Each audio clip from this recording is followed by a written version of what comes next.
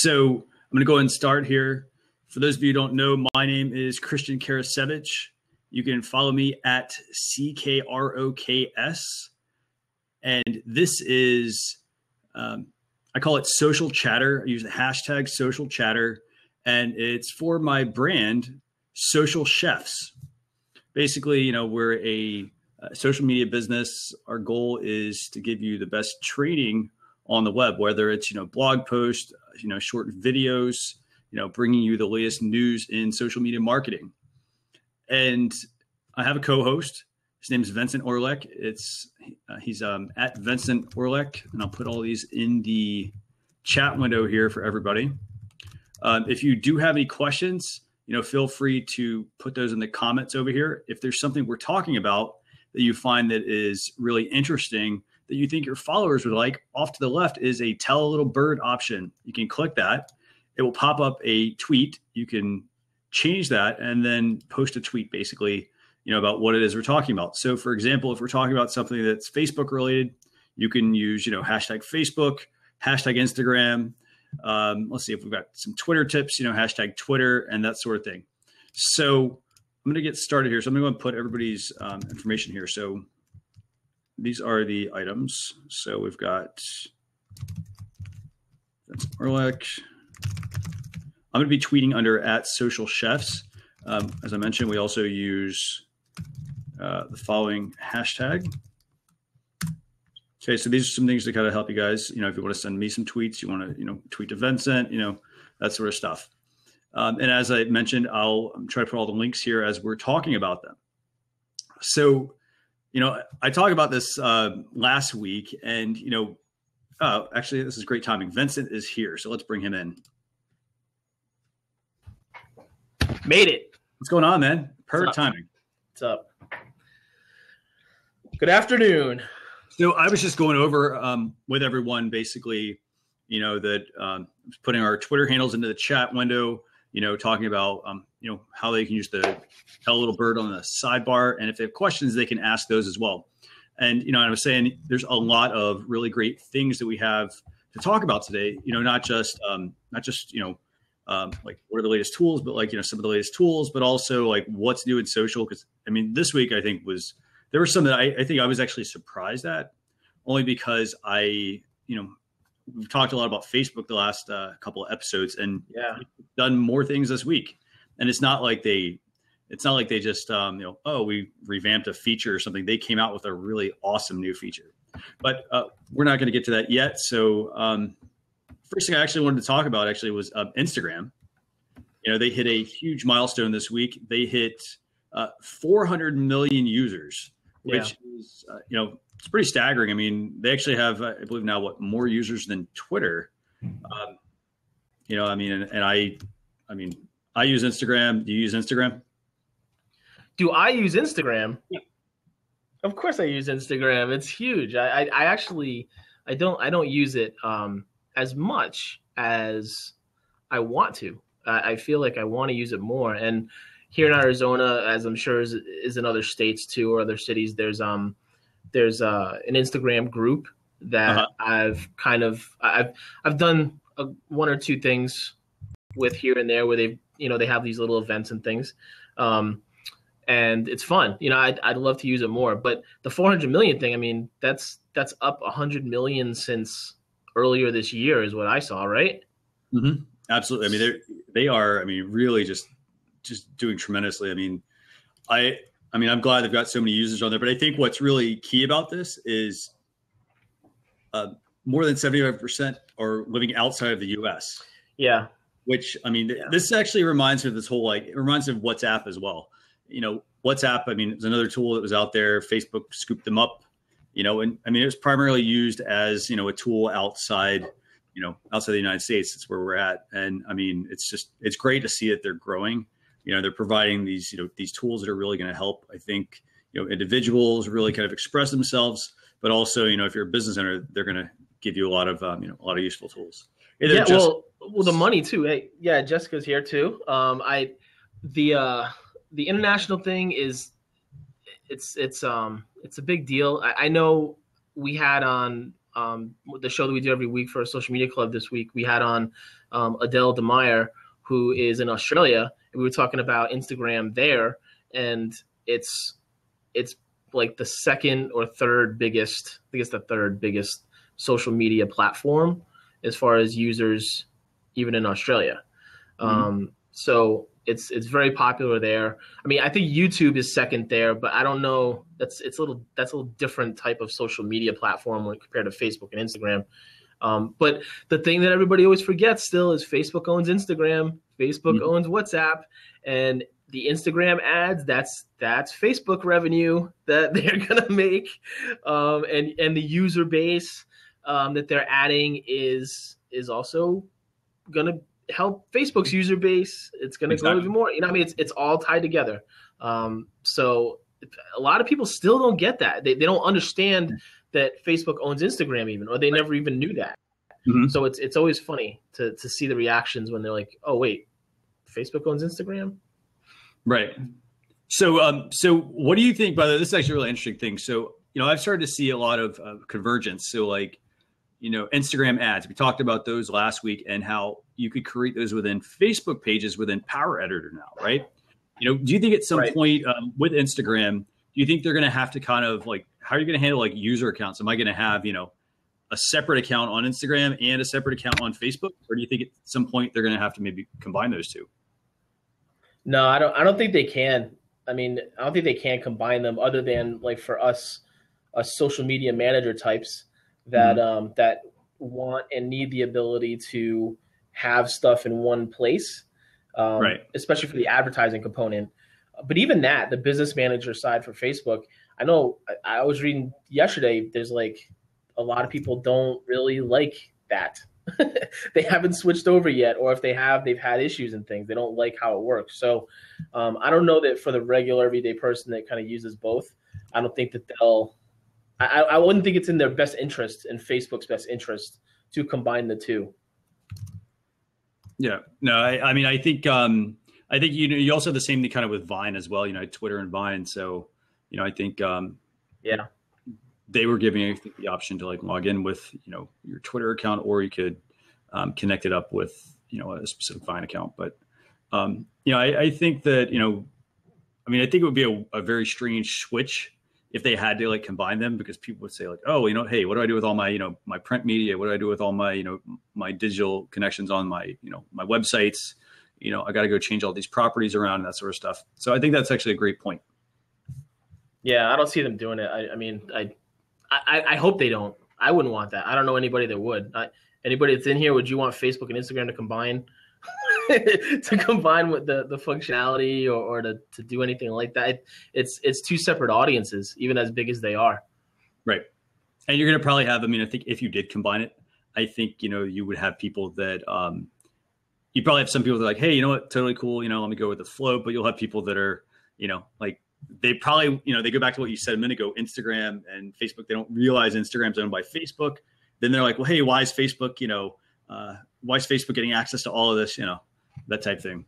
You know, we got some great feedback over here in the comments. Jessica's saying not at all. You know, Robin's saying no, no, no. I mean, you know, if you guys want to jump in, by the way, on one of our seats here, you're welcome to, you know, if you have any additional insight on this. Absolutely. So what else? There's some other bigger stuff happening this week too.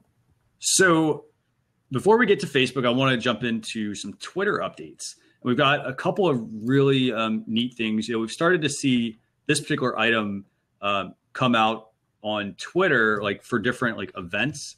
So we've got a special Pope Francis emoji. You know, they did this with Star Wars. They did. You can do some like special ones. So how do you get the Pope emoji, Christian? You can type in hashtag Pope in US, hashtag Pope in DC, hashtag Pope in NYC, and hashtag Pope in Philly. And if you do that, you should get, basically you'll get a little icon next to it. Like you'll get an American flag, you'll get the Statue of Liberty, White House, and the Liberty Bell. So you get some really, really great things. It's interesting, right? I mean, it hasn't been that long that he's officially been on Twitter. The Vatican, essentially, the Pope is officially on Twitter. It earlier this year. I think it was right before the summer. I forget what month, but it was like this big thing. The Pope is on Twitter. I mean, that's pretty big. That says something. I think that the Pope is on Twitter because the Pope is international. The Pope is obviously worldwide, and it's interesting that they picked Twitter to be the platform rather than something like Instagram, let's say, or Facebook, to be like the official spot for the Pope to broadcast messages from or tweet from. I don't know. I've kind of seen. I've looked at the account, and especially when it first came out. Christian, what do you have you been following the Pope's tweets or what? Not really. I've just been following. Actually, a lot of my friends have talked about how they were like one of them. I think is like right down the street from where he was going by. So they're in New York, and they were talking about the traffic. I got a couple other friends here in DC. I'm in DC.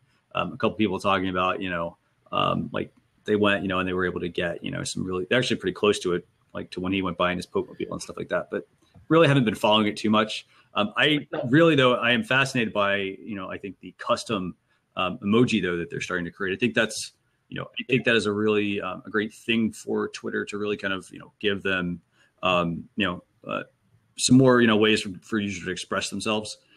And I also like the fact that in addition to having like these emoji, I think that like it's great to like I actually was reading an article I think earlier today. It was on it's talking about how like B2B for instance was getting tons of traffic out of like using Twitter. So like I can kind of see why you mentioned earlier that like they talked about using Twitter instead of some other platform. I can kind of see why that actually was useful. Sorry, I was getting interrupted with a comment there.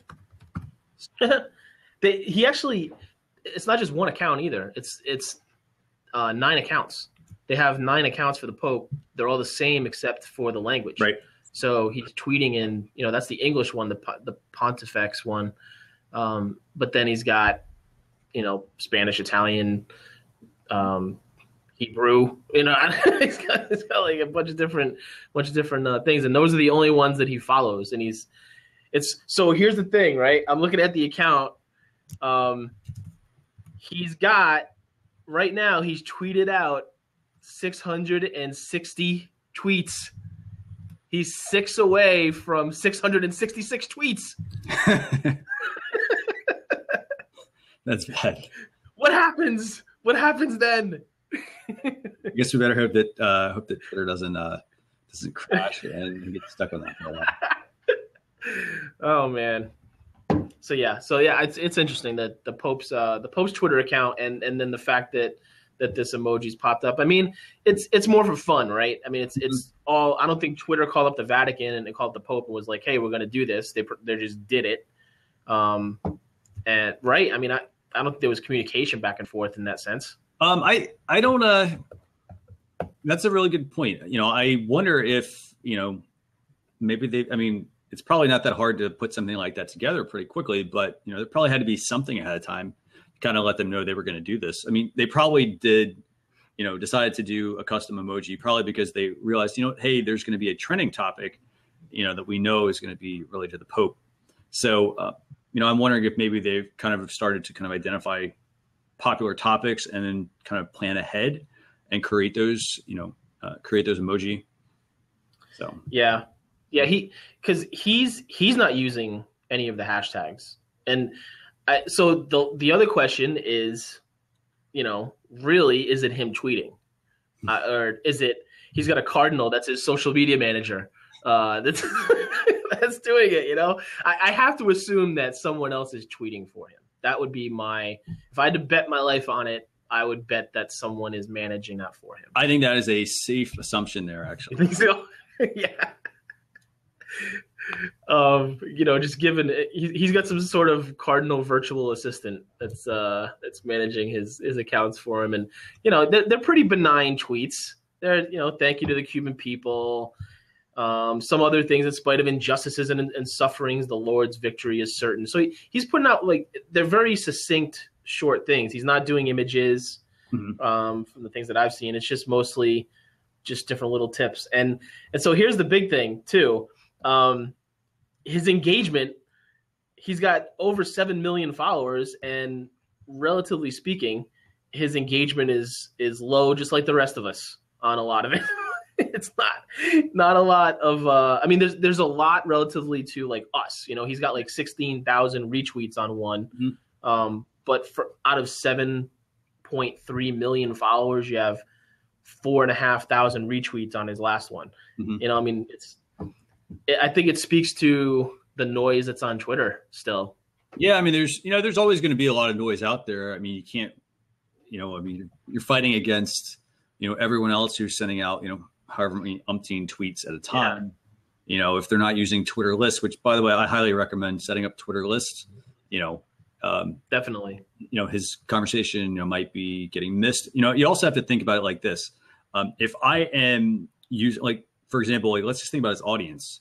Are they just going to, I mean, they'll be on Twitter probably, but, how tuned in are they? Are they actually on his, Twitter accounts and, looking at what he's tweeting? Are they using, a third-party tool, say like a Hootsuite or, a TweetDeck or something like that, a dashboard, to kind of follow that conversation? Are they looking at a list, or are they just using, that trending topic? I mean, probably checking it on their phone, right? I mean, it's right. For the most part, over 7 million people, most of them are probably just looking at Twitter on their phone, maybe getting notifications. Mm-hmm. Probably don't have them set up for the Pope unless, they know to do that specifically. So yeah, I mean, it's just funny to note, like, when the World Cup happened, when they were doing the World Cup, really for the women, I think they did this too, but Twitter's been setting up specific, almost like event event pages, right, where you can go and see everything, see all the accounts that have to do with this one event, right? Yeah, stuff like that. Mm-hmm. Yeah, and like for this, I don't see that. I haven't seen that, but this would be like the type of thing potentially that they would do that for. Yeah, I think so. I mean, that would actually. I agree with you. By the way, back to your original point, I think that yes, he probably has somebody doing his tweets for him, that, or maybe they're even possibly scheduled. Since it's basically, if there's not a lot of images and things like that there. At the same time, though, I think as far as the emoji thing goes, I think that is probably something that you might not see a lot of people using it because they don't really know about it. They don't know. And then they also don't know how it got there. Like they'll see it. They'll see it on a lot of people's tweets, and then they don't know in general, like, how it got there, and they don't have the resources maybe to find out. So. Yeah, I mean, there had to be something involved, obviously. I mean, because, he's got 680 tweets. I mean, I suspect somebody's doing it. But, I like the fact that, you do have, here's the thing. Like, I like the fact that you do have people that, they're jumping on Twitter and like, you know what? You don't have to always be on there, like, sending out, messages. I mean, you see this a lot with a lot of celebrities, a lot of, people with huge, like, very huge followings on Twitter. Like, they're on there for a little bit. And then, they might stop for a while, and then they might jump back on when something else is coming up. So, right. In a way, they're using the platform, in a good way. I mean, they're not just putting more noise out there. So. Yeah. All right. What else we got? Okay. So next item, actually. So, by the way, I put links in the sidebar for anybody or put the hashtags in there in case you want to, use a Pope emoji. Next item. So, this is a new feature for Twitter. We're going to stick on Twitter here for a second. Twitter is experimenting with native polls in tweets. So this is kind of neat. There was a quiz functionality they were using, or you could set up a couple of months ago, I guess. But now you'll be able to potentially run polls. So you might see this on a couple of accounts. I think it's pretty neat. Basically, it's going to, instead of just going to a Twitter stream, you will be able to see a poll that will show up and you can vote on it. So I'm going to actually, I'm going to put a link here actually to an account where you can see this. Let me just find it. I was going to do the same thing. Okay. It's actually, let me see if it's still there. The Covey Shrine. Actually, not here. If you have the link handy, feel free to put that in there, but I'm going to. Yeah, we'll do both. It's funny because I didn't even know about this until someone in my social media club group, Caitlin, brought it up.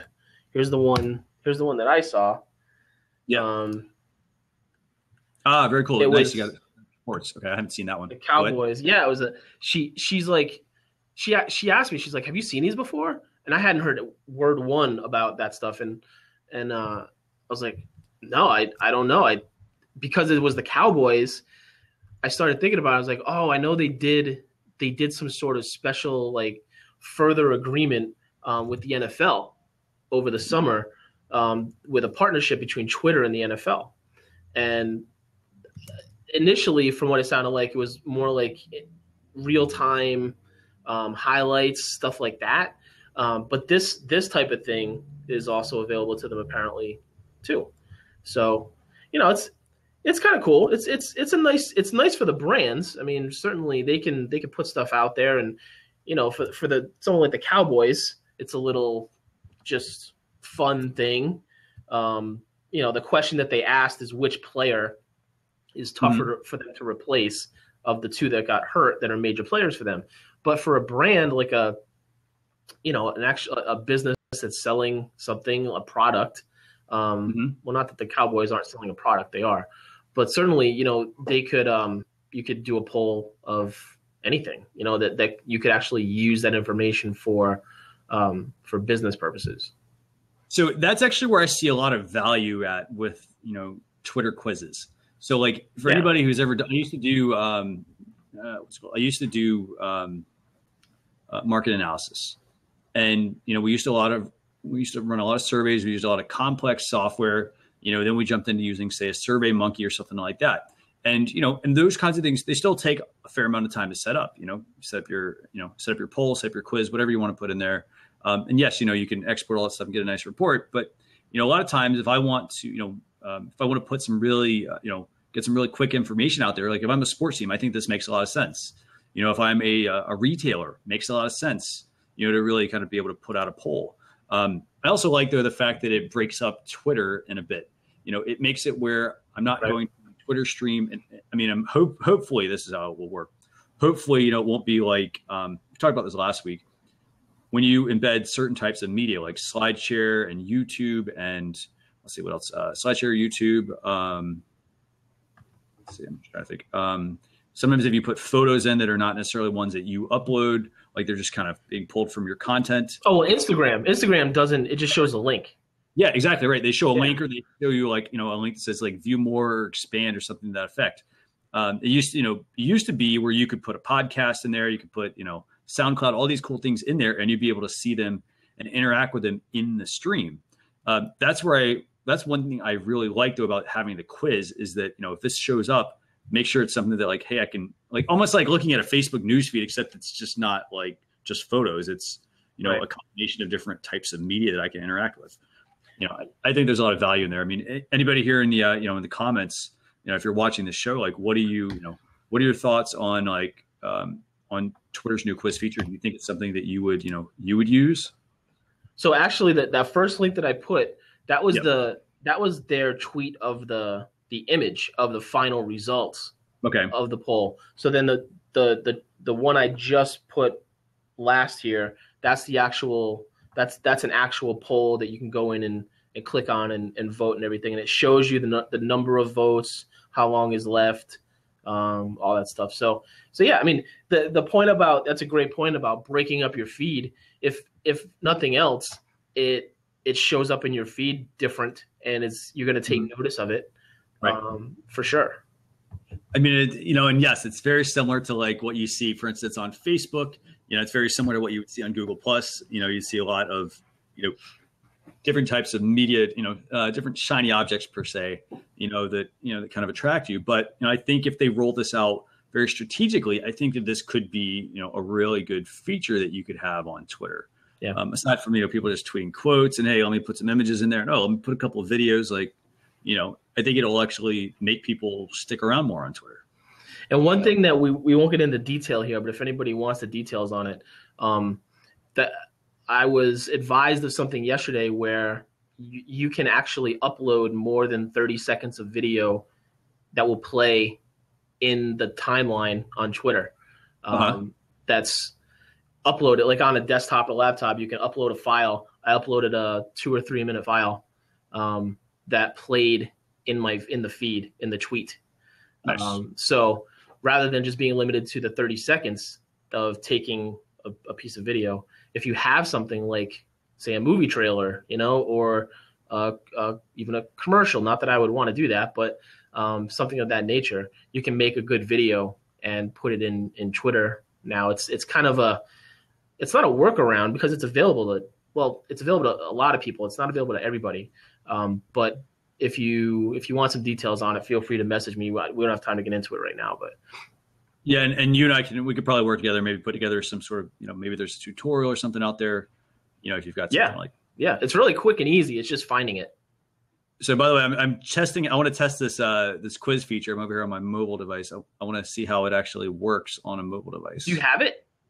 I'm testing the Cowboys thing. Yeah, I'm testing. Oh, to click on it to vote.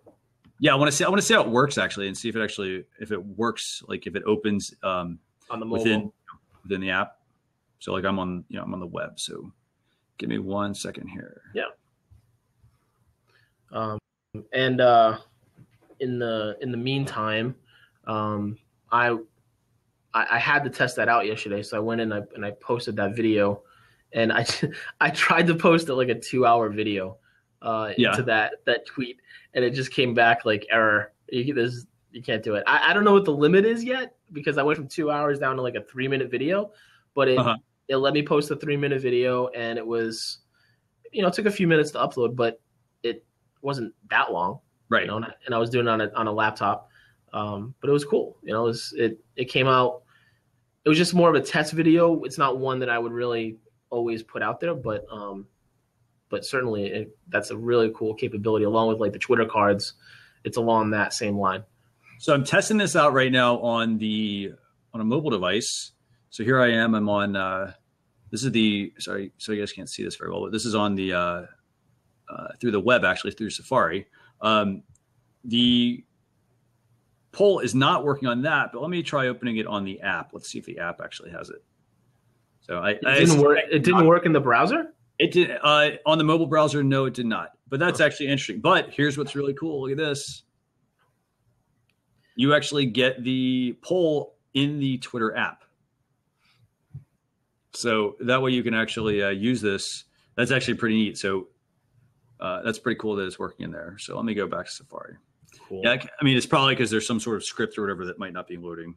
And actually, let me try one more thing real quick. I think that actually I've also been using, I told you guys last week, iOS 9 came out, and today the new iPhones came out. I'm also using some like content blockers on my mobile device to kind of, speed up the, just how fast pages load.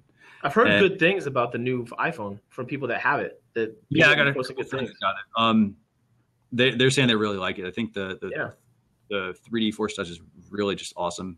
I'm gonna try to get one tonight or tomorrow. I was actually looking, and apparently, like some states don't allow you to actually go buy it for some reason. It's very interesting.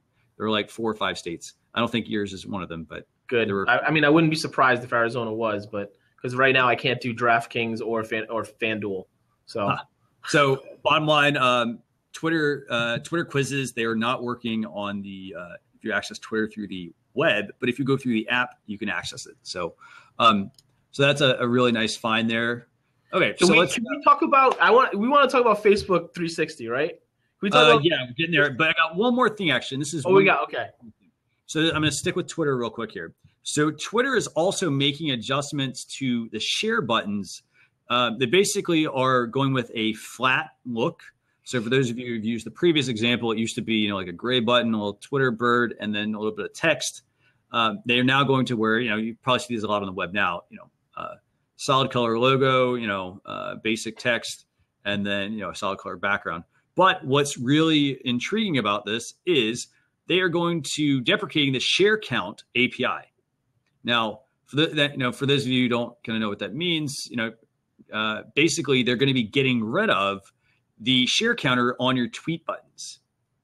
And so, when they don't allow this in the API, that means if you have somebody doing it, through a tool, then you can't use it.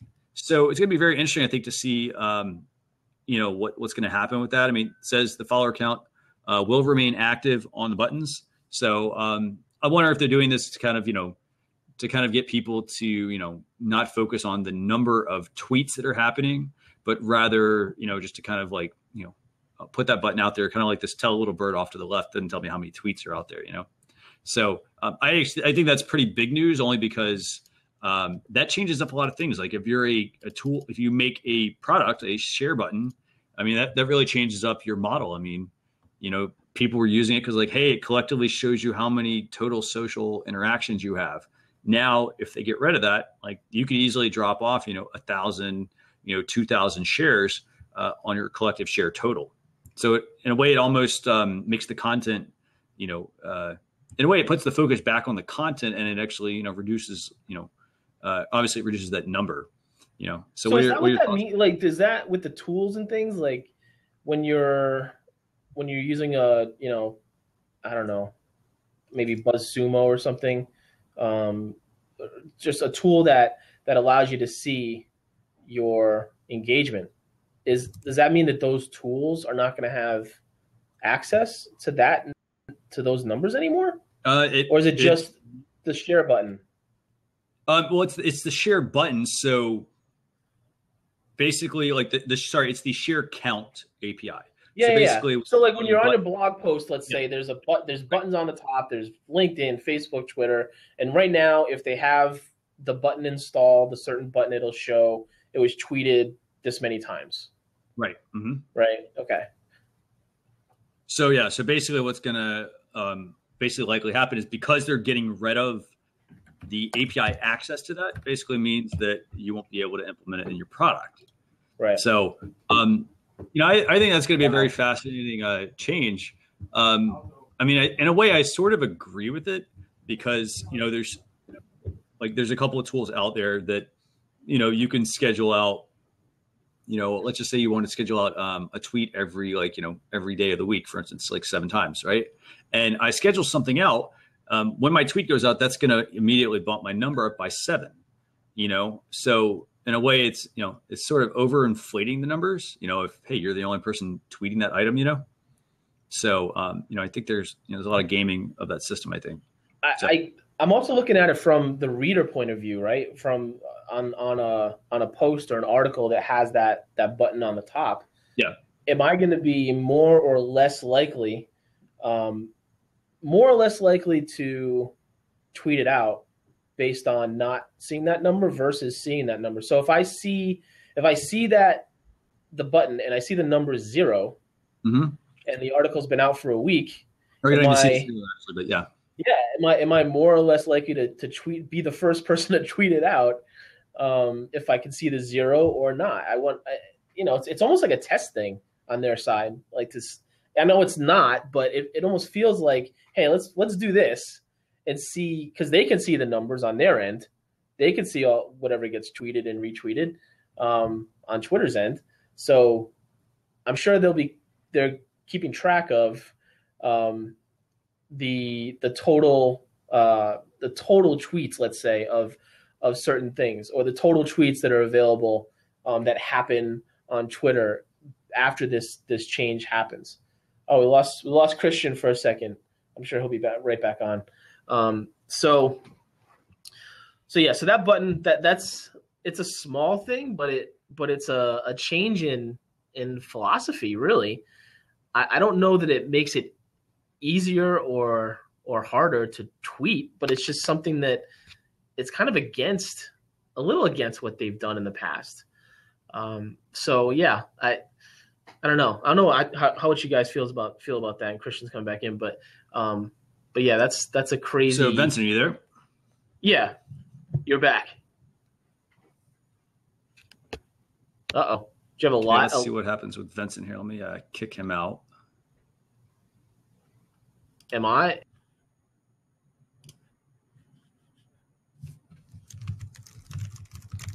Okay, so if you guys can hear me, can you guys let me know?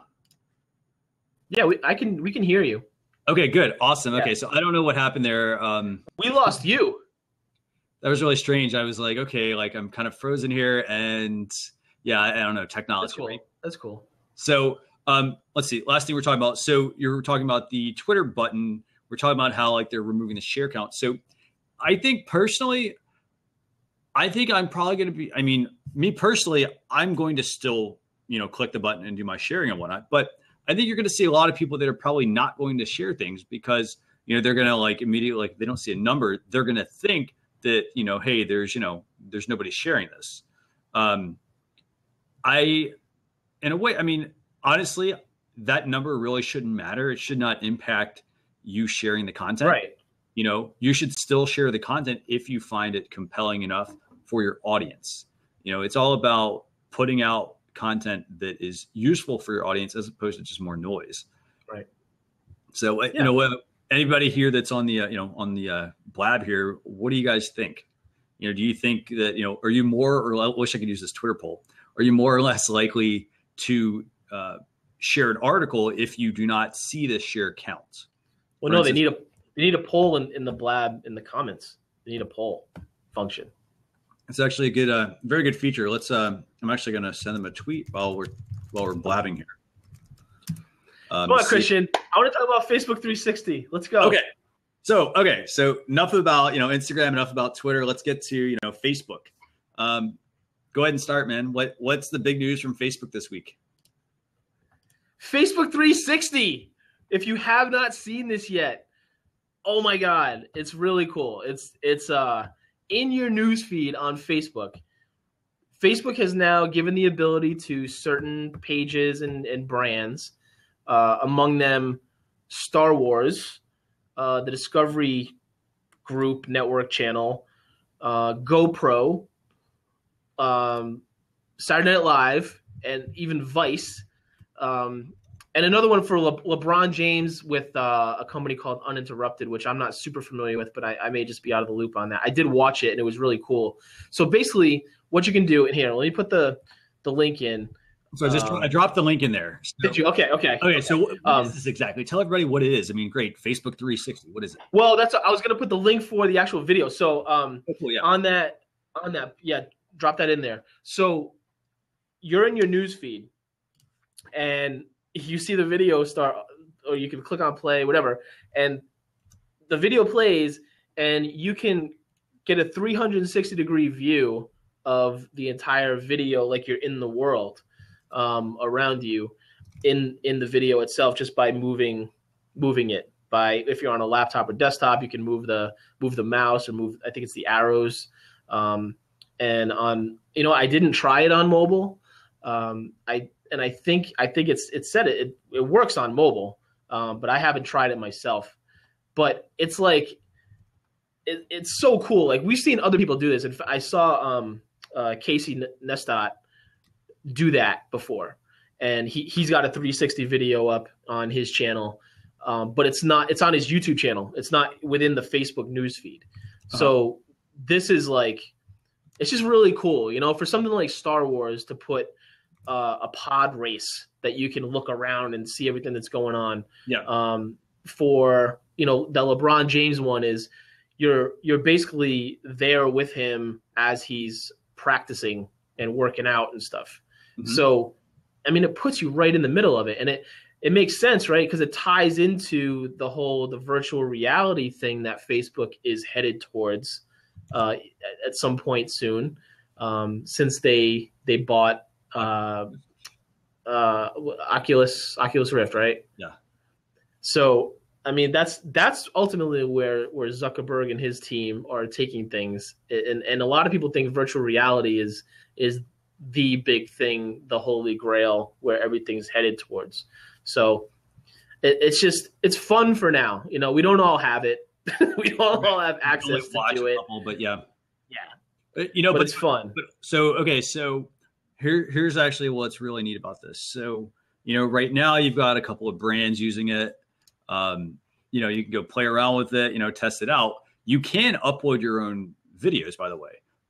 If you happen to be, if you have to have the camera, obviously, basically you need a camera that will take the 360 meta. Oh, yeah. But where do you like, how much are those things? They can't be cheap. Actually, basically, if you can film it, take that with your camera and then upload it. Great thing is you'll be able to then upload it just as you would a normal Facebook video, but there will be an option. They'll say this is a Facebook 360 video. So it kind of knows what to look for. So I'm actually really excited about this. I mean, I personally think that Facebook 360 video. So it's not just like, like I like the fact that, you can look into a pod racer, that's actually really cool. LeBron James side, GoPro, awesome. But imagine getting this, involved with like, events or like, Facebook's, live mentions thing that they're working on. Yep. I mean, I would love the ability to like, say you're at a conference, like be able to film something, quickly and to kind of give somebody, a 360-degree view as if they're there. I also think in a way it's going to actually make people be a little more authentic, because if I am, for instance, like, let's just say I'm in an event, right? And, I take this like narrow view of things and it like, hey, it looks really awesome. Looks like it's really full, really busy. Right. And I happen to, tie in the 360 thing, people might be able to say, well, hey, you know what? They're only focusing on the middle. The whole rest of the place is empty, Yep. So, I know that's marketing, upselling the business, but I think that, that could be, kind of the direction they might want to head with this. And even just bringing the experience to people, it's going to cause, even where we are right now with Meerkat and Periscope and now Blab, mm-hmm. it's going to cause some waves with events, with conferences, because right when they came out, even Meerkat and Periscope, there were events happening. And literally you and I were at a social media conference, mm-hmm. and there was a question of whether or not, and we could use them to show what was going on as far as the keynotes and the presentations. Right. And it makes sense because we paid to go there. Right. We paid a lot of money to go to that thing, and which totally worth it, by the way. Right. And it's like, well, I'm just going to watch your feed, your Periscope feed, and I'm not going to pay for anything, and I'm just going to watch the sessions that you go to. Obviously, there's more to it than that. There's more at the event. There's the networking. There's more different sessions. Mm-hmm. But in essence, that's what these conferences and conventions and things are a little wary of. Right. And it's going to change the approach, I think, that some people take. They're not going to get rid of Wi-Fi at events. They can't. Right. They can't do it. So that's going to enable these things to happen. But maybe, is it just as simple as asking people not to do it? That's a deterrent for some, mm-hmm. not for most. Or do they just embrace it? If it was me, I would just embrace it. Just let it happen. Encourage it even. And if anything, that's going to help build your event. Mm-hmm. That's going to give your event that much more exposure, and that many more people are going to see what it's about and be like, oh my God, this is cool, but I have to be there. I have to be there next time. Mm-hmm. And the second the tickets go on sale, I'm buying them. I'm going there next year, and I'm going to be the one periscoping and Meerkat and blabbing from there. Mm-hmm. Absolutely. And I completely agree with you. I mean, if you're putting on an event, I mean, it's, in a way it's like, you can't really shut it off because, you're going to say, oh, hey, you can't access Facebook. Like, well, you want people to talk about the event. You want them to share it, that sort of stuff. I think it's still going to come back to, delivering a lot of high value. I mean, and whatever you're sharing at that event. I mean, if you're presenting on something, that in a way also, maybe if you kind of think about it, maybe it also makes me have to have very specific content. Like, I'm hoping, I guess, at least, if I'm over there holding my phone up, I'm, live streaming something, you're not going to get a clear view, for instance, of the slides that I'm sharing, or, and that kind of stuff. Or maybe the audio is not going to be very good, like you'll get audio, but, the average person is probably just going to have their phone with them. I don't think we're at the point yet where your phone is, able to capture like super high quality, audio, for instance, and that sort of stuff. But that is an excellent point. I mean, by the way, is anybody in here, do you put on any events? I mean, if you want to pop into, a seat here, we'd absolutely love to, hear kind of what your thoughts are. By the way, Jess, she was on our show last week. Good luck on your social media breakfast presentation on Pinterest.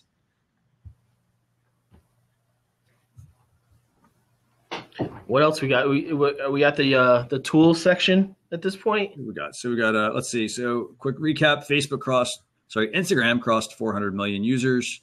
Twitter custom emojis. Let's see, Twitter polls. Let's see what else we got. Facebook 360 video. The Twitter removal of the share count.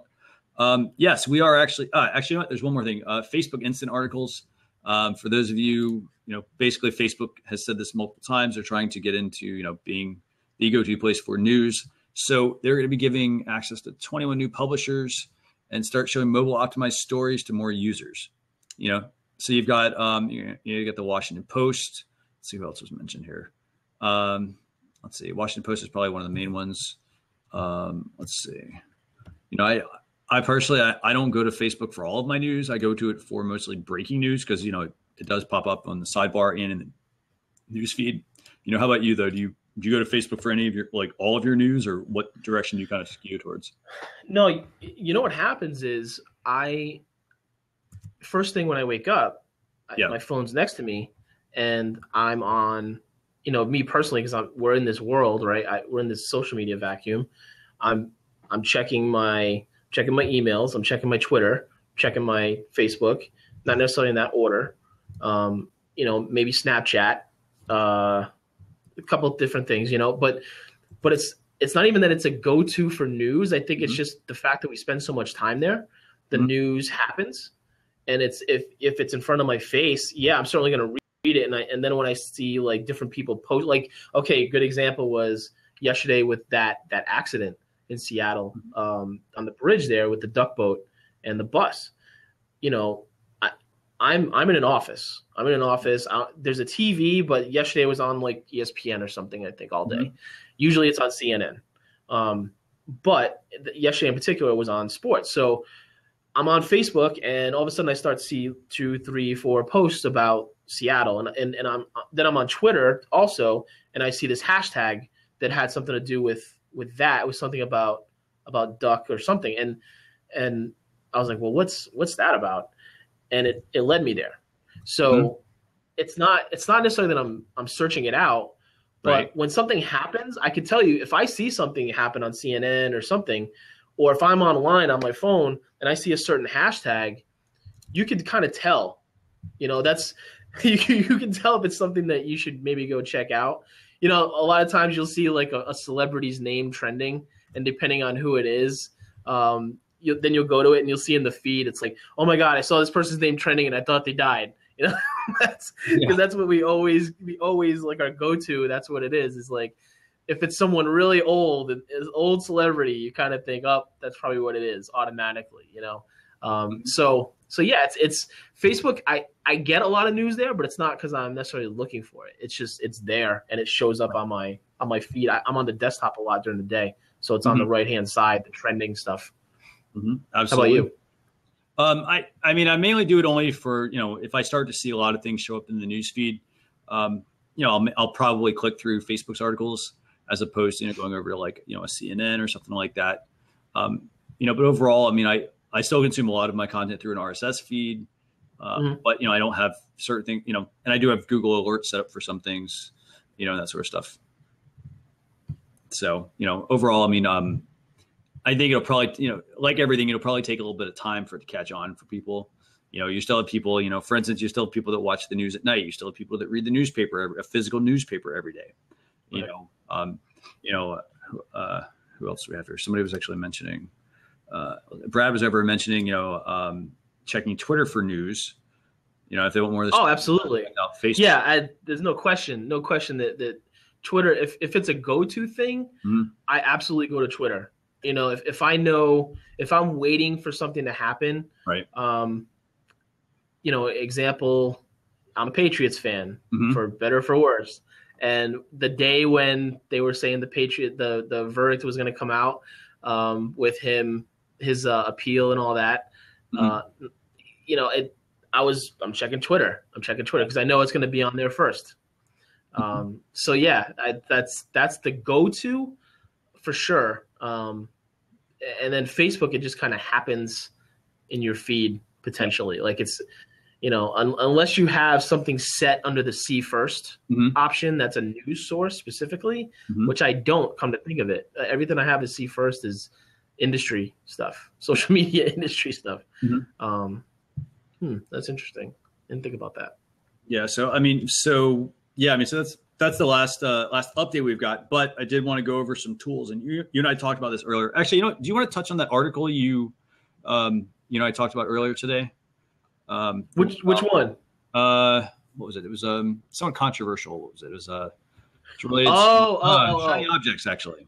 Well, if you want to get into that, I don't know if we'll have time to get into tools. It's up to you. You know what? Let's save that for next week. Let's let that one. Let's save it. Yeah, and Jessica's not in here, and she had a lot to say about it too. So maybe it's something that we do at a later time. Yeah, because I think that it's probably something that people like once they kind of experience some things, like they'll probably have, I think, a different opinion on it, as opposed to like let me just read that. Oh, sure. So yeah, I think people will. There's different opinions on it. But for the majority, if you're in the industry, I mean, if you're someone that kind of stays up on stuff, there's a certain way you're going to feel about it. And Jess, I know you're here, but there's another Jessica that I was talking to about it, so I don't want to be confused about it. But Jessica that was in here earlier was the one I was talking to about it. So, but I know you will have an opinion on it. So I want you involved as well. So we're gonna save that one for episode 6 next week, I think. Yeah, so we're gonna save that. Sure. So let's jump into some tools. So first item. So this is something that I kind of put together earlier this week. A lot of people, if you notice, like over on Blab in this sidebar, Tell a Little Bird, there's we've got an image over here. Basically, what I've been doing is I've created a custom show image. Now, this is something that I noticed a lot of people on Blab haven't really been doing. Having like if you go look at like all the Blabs that are coming up, yes, it's somebody's photo, looks great, but a lot of times like I kind of want to learn what the show's about, or kind of see what kind of their branding is and that sort of stuff. It's hard to make a judgment call on just like somebody's photo. So basically, what you can do is you can create your own custom show thumbnail, and I actually have just a quick tutorial. I'm going to put this in the sidebar here. Basically, it's a quick way to it's got all the dimensions, give you some recommended tools that you can use to create this if you're not like a Photoshop, if you don't use Photoshop, and that sort of stuff. And there's also a downloadable template if you want that. But basically, you can create your own Blab show template. Nothing. I don't really have anything else to say there on that, unless somebody else has anything. Do you have anything, Vincent? Other than it's a valuable tool if you're on Blab for sure. It does help to have the ability to make your own custom image, and if you have it, you have the ability to stand out in a way that not everybody can. Yeah. So I mean, it's good. Like Blab is one of those things. Like it's just getting started, and I think like the key thing is you want to build your audience. And if you want to stand out, like, you want to do some of those little small things here, whether it's, taking, a couple minutes to create a custom image, uploading it to your account. Like, this is one thing I think you and I talked about when we first got started. We weren't really sure, hey, how can we really kind of customize the show a little bit? And so, I did a little digging in the settings menu and whatnot, and, came up with that. So second tool, and the reason this is piggybacking off the first. So, I talked about a Blab thumbnail image. The second tool is called Relay. Putting a link to that also in the chat here. Relay is very similar to Canva. For those of you who've used Canva or Photoshop or, any of that kind of stuff. Tools basically that let you, create, graphics for whatever it is you're working on. But what's really nice about Relay is that it actually lets you automate your graphics. You can create branded visual content, and it's got this neat little feature called adaptive layouts.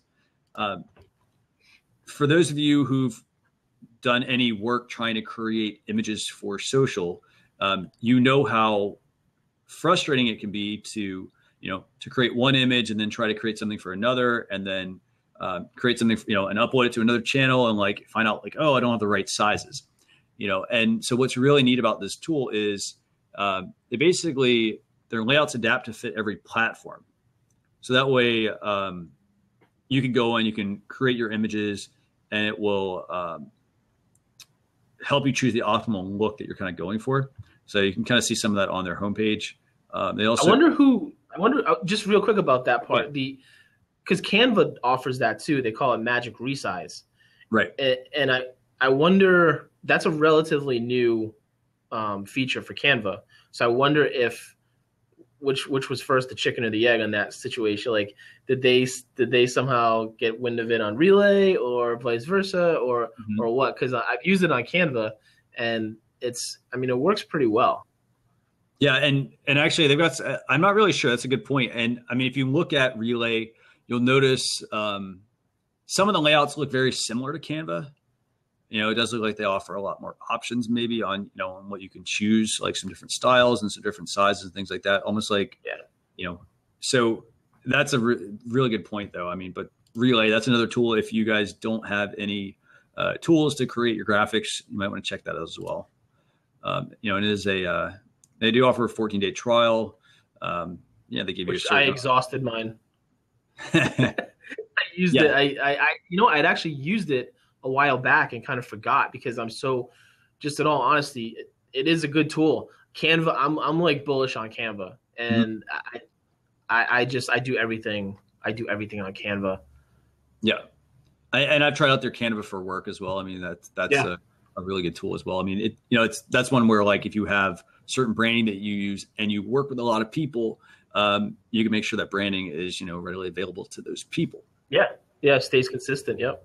So that's Relay. Let's see. Third tool. This is actually more of like so I talk a lot about tools all the time. And this next tool is actually a bundle of tools. And I want to start off by talking about some of the ways that I save time, whether I'm on my desktop or my mobile device. So I use a tool called Text Expander. I use it on my desktop. I use it on my mobile device. It syncs in the cloud. Really awesome.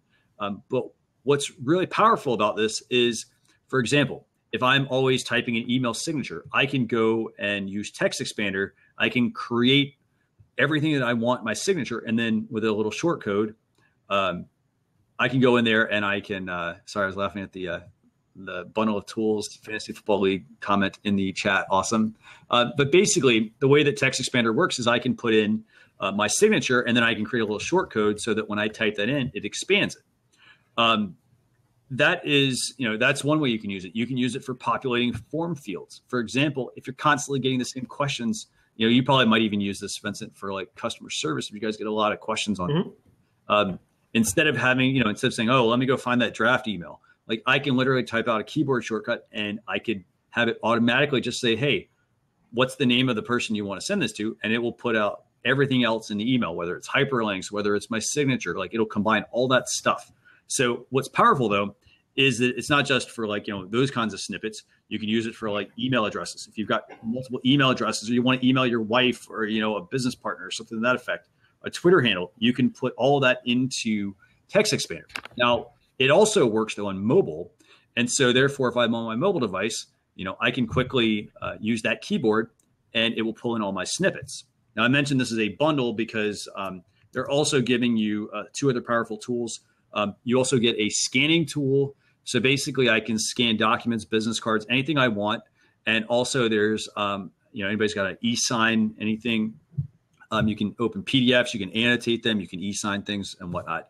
And I mentioned this tool because it's normally like one of the tools is $20. One is, between $5 and $7. And I think the other one is just like $2.99 or something. But you're able to get all three of them for, I think it's $19.99. Yeah, for $20 today. Yeah, right now. They're giving it to you for like 3 or 4 days, I think. So yeah. So I want to kind of share that with you guys. And that's a tool. It's a productivity tool. I mean, I use it not just for like, emails. You could do it for blog templates. You can use it for like anything that you're creating. You could even use it for like, here's an example. Say somebody says, what are the dimensions that I need to use for a certain social media channel? You could have put that snippet in there and easily just, type that out. You don't have to remember what it is. It's always there, and it's always easy to update as well. So I'm going to put that in here as well. So good stuff. Okay, so let's see. Next tool we got here. I think we got two more actually. This is something that this tool is basically it's a teleprompter app. Now I bring this up so because cool. When we're doing these shows, like, yes, I've got a laptop here, I've got a mobile device next to me. I try to maximize my screen real estate. but I also want to have access to certain things, whether it's notes or things like that. And so, or heck, it could give me an opening if I want to do that. So this tool, basically it's a teleprompter. So you can put it on your iPad. You can run it on your iPad with like whatever it is you want to say. This is great for like recording videos. It's great for recording online courses, scripting things and whatnot. So this way you won't have to like, remember everything. You won't have to like go to your device and, stop yourself in the middle of the video. So, hey, Christian. Yeah. So here's what I wanted to ask you about this, because I was looking at it and I mean, it looks so cool. And is it literally like a teleprompter where you can, the picture it shows is with the text is rolling down the phone, right? Mm-hmm. And so if I'm selfie videoing myself and I'm looking at the camera, then I could be reading the phone and it's still recording me, right? Yeah. You know what I mean? Like an actual teleprompter would be on a camera that you would be reading, but it's filming you. Right. So the way that it works basically is you can set the speed to which it's recording things, or sorry, to which the data is coming through. So like if you type out your script, right, you basically can, you can set whatever the speed is, and then it will, it'll move along at that speed. So basically, you'll have the ability to. But it's recording like as you're reading it. So say I'm talking to you and I'm saying, hey, Christian, and I have it written out. Yeah. It's recording me as I read it, but it doesn't show the words obviously on the recording. Right. So yeah. So like so the way I usually use it is I use it like I set up my iPad and I use like a DSLR or something like that for my separate recording. And so I have all of that in front of me so that I can record it I can read it while I'm actually listening to it. Yep. So, and I mean, I think what I say, I think it was like $1, I think. Yeah. It's $2.99. Yeah. $2.99. Sorry. Which is about the max that I go for apps. Yeah, I'm cheap when it comes to apps, man. I for me to go more than like $3 on something, although I did the other day, all I keep hearing about is this, and I know we have another tool to get to, but this Dark Sky app. Have you used Dark Sky for weather? I have not purchased that yet, actually. I've been meaning to, but I've heard it's actually really good. Yeah, like if you are in the need, if you are in need of knowing, okay, is it going to rain right where I am or where I'm going in the next, like it's super accurate from what everybody says. Yeah. So I paid for it. I downloaded it. We'll see how it goes. Living in Arizona, there's a lot of sun. So, but sometimes it rains. That is, you're absolutely right. Like I'm kind of waiting for that app to kind of drop in price because it's $4. And for what it does, I'm like, I don't know if I'm going to spend $4 on something like that. Yeah. I would get more use out of, say, using the teleprompter app or the text expander. Like I'd get more use out of that and a lot, in the short amount of time that I would use it. Oh, absolutely. Yeah. That teleprompter app, I'm going to download that one. Yeah. For and sure. you should, by the way, and here's the other great thing. Like, so for example, you can combine those two apps together. If you use a text expander, you could have like, for instance, you could have a template for a script that you want to do for like, all of your videos. Well, you could put that into text expander. And then let's just say you're like, hey, you know what? I got to put that script together. Instead of having to go through and put all the stuff in there that you like already have to put in, like what's the title, what's my intro, all that sort of stuff. You can have all of that populated right there into your file that goes into text and into Teleprompter Pro. Yep. So super, super, super helpful. Another video tool.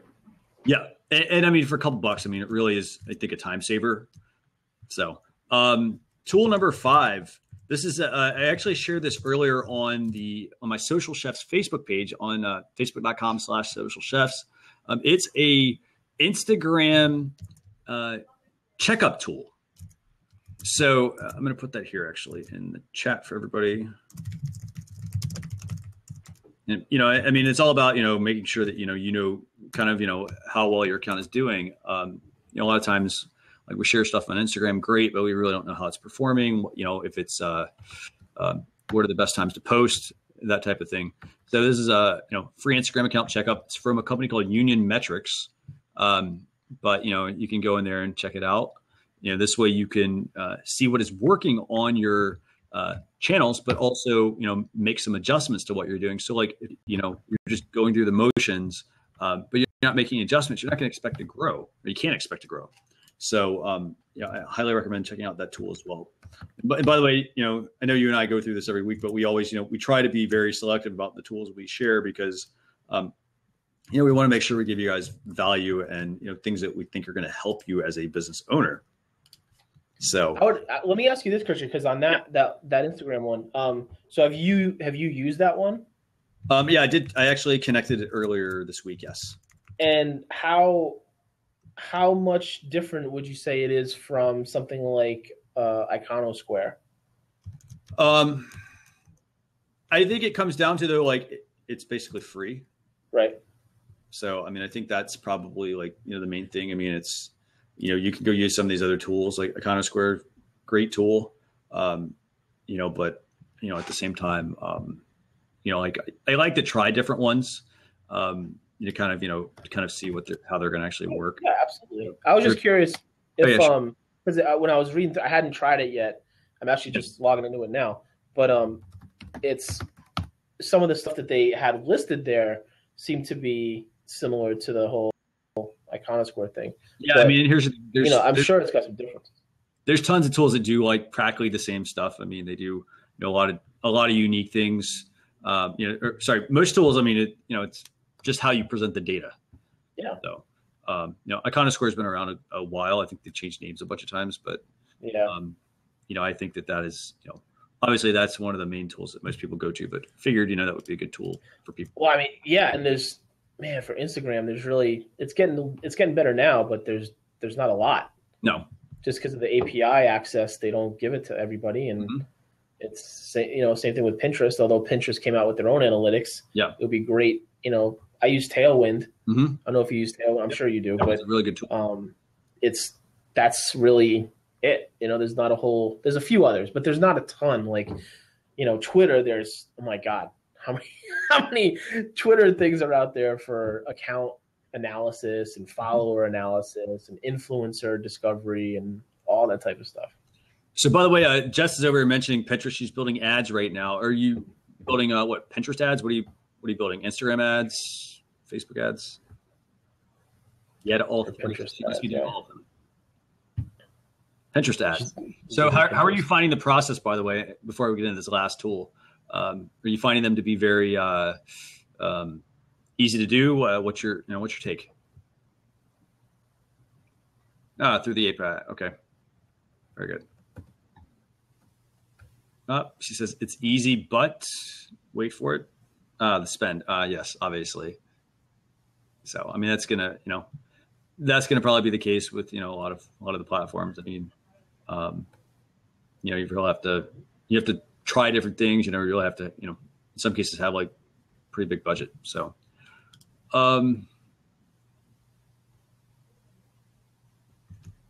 exactly. Yes. So, well, once you, use, once your Pinterest ads are running, we'd love to hear kind of, the feedback on them, what, if you have any certain takeaways or whatnot, we can maybe try to make this into, something we can put on a future episode. So, moving into the last tool here, and this one, actually, I'm going to let Vincent talk about this because he told me about this one earlier. It's called Zeetings. We're going to put that in the chat here because it's, how do you go out? How do you spell Zeetings? Basically it's meetings with a Z. So, yeah. What is this tool, Vincent? Because it doesn't sound like a social tool, but.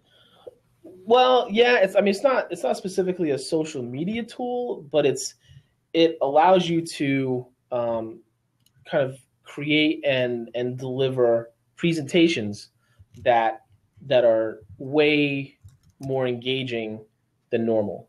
And a little bit, I think they're easier to put together too, because you can take PDFs, you could take, we talked about polls earlier, images, of course, stuff from online, content from online. You can integrate that all into the presentation, and what it also enables you to do is interact and let the people in the audience engage with the presentation, whether it's in that moment in real time or later, and they don't have to. It's not something they have to buy or anything. They just access it. So, I haven't used it for a presentation. I just was exposed to this recently. I want to say it was even in a blab. Someone brought it up. So I started looking at it. And, just from the initial things that I started to see, it's it's like it could totally really revolutionize how presentations are given. So can you give us an example? Because I'm looking at this right now. Yeah. So is this something where like I could load up, let's just use an example. Let's say I have a PowerPoint presentation I'm going to give.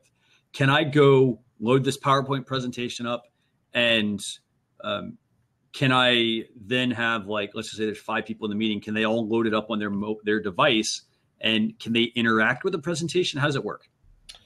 Well, so I haven't seen it in action. That's the other thing. What you do, it's more for like when you're creating it, it's easy to create from what I've seen with it. I was able to just pull in stuff really easily and put it into the presentation. But without having seen it in action, I can kind of only speculate about that part. From everything that I've read on the site about it, it seems like you have your phone. If you're in the audience, right? I think you have your phone, and then somehow you're going to tie into the presentation, maybe over the Wi-Fi. Right. Well, so actually, I can actually tell you a little more about that because I actually set up an account earlier. If, for instance, like you could go to zeetings.com/Christian. Right. Yeah, you get your own URL. Yes. Right. So I got my own URL. So basically, if I'm giving a Zeetings, it's quite a tongue twister there. If I'm using Zeetings, I upload a presentation. I tell everybody to go to that URL on their device, and they'll be able to tune into my presentation. And right, it's through the link. It's through that they would. That's right. Absolutely. Yeah, so they can view it, and then it seems like actually this is where I think it actually. This kind of reminds me of like, oh, so you're giving a boring presentation, and you can't tell if like it's really getting through. I think that because people will be able to almost tie into the presentation, they can vote on it. You can see how long the meeting is, see what types of engagement is happening with the presentation, if they even opened it. Actually, that's probably the key thing, is because a lot of times we give a presentation and it's like, hey, you know what? We spent this time to get together. We hold this meeting, and then nobody opens the deck or whatever that you send out.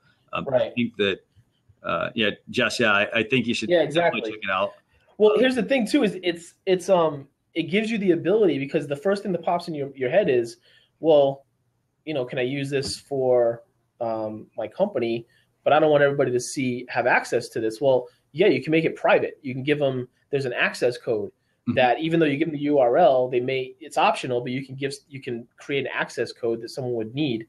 Or in addition to that, you may make it so that they have to have a Zeetings account plus the access code. So you can definitely make it private. When I saw it, here's the reason why it struck me, even before I started looking at it more in depth. There's a company here in Arizona, in Mesa, that's like down the street from me. It's called CrowdMics. And I'll put the link. I don't know, Christian, have you ever heard of CrowdMics by any chance? It sounds familiar. I'd have to look up. They're getting a lot of publicity right now, a little bit more right now, because they've been around for a little while. It's an app, right?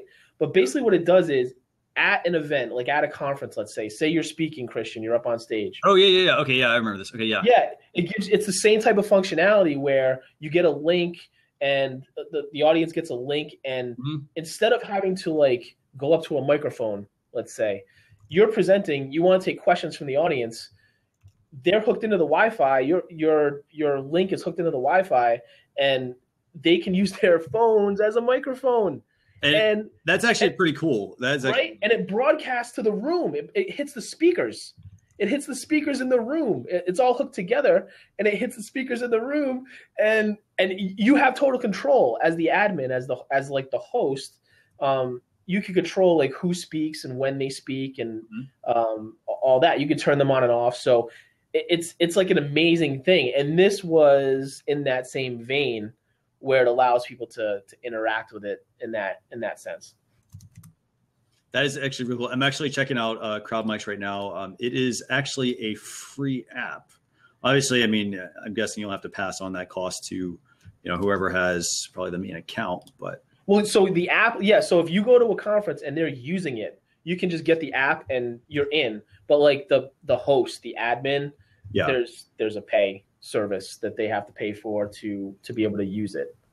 Right. Absolutely. I mean, but this is actually really, I love that idea, because if I'm at a conference, like, I mean, in a way, I sort of wish that people would have to, still get up and like go to like a microphone, and kind of, it gets people to overcome their fear of public speaking and that sort of stuff, but like, I really think it's really neat though that you can tie into like another system. So I'm actually going to put a link to this as well. This is actually really good.